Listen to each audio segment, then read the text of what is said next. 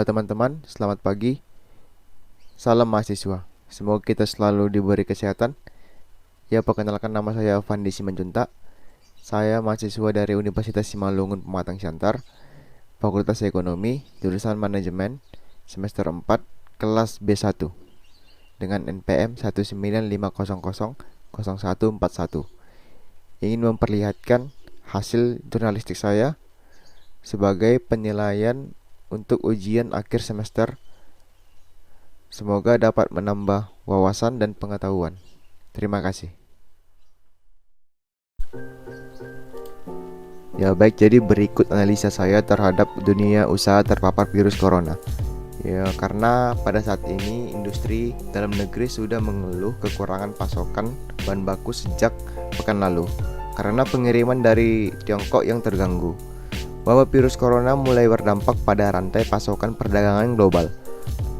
Kamar Dagang Indonesia menyebut harga bahan baku impor berpotensi menanjak jika penyebaran wabah tersebut terus berlanjut. Hal serupa juga dikeluhkan oleh sejumlah negara yang bergantung pada bahan baku impor manufaktur, terutama komponen elektronik dari negara Cina.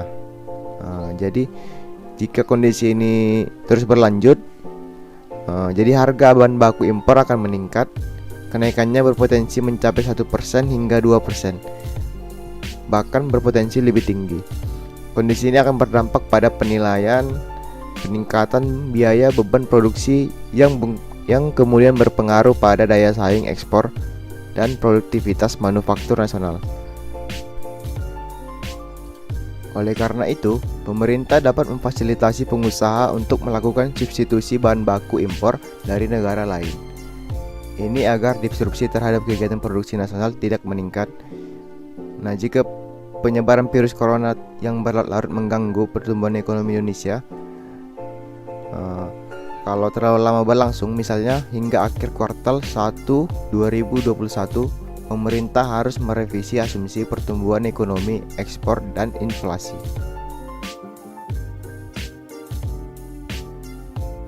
Wabahnya virus COVID-19 di Cina berimbas pada industri manufaktur negara tersebut. Padahal Indonesia merupakan salah satu negara yang cukup bergantung pada Cina terkait kebutuhan bahan baku.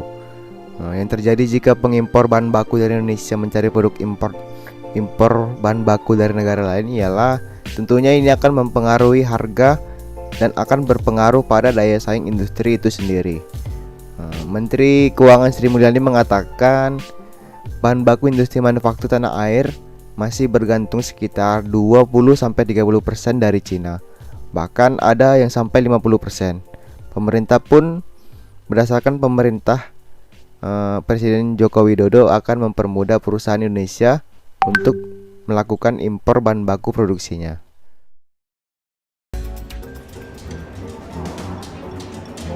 Usaha kecil menengah ikut merasakan dampak merebaknya pandemi COVID-19.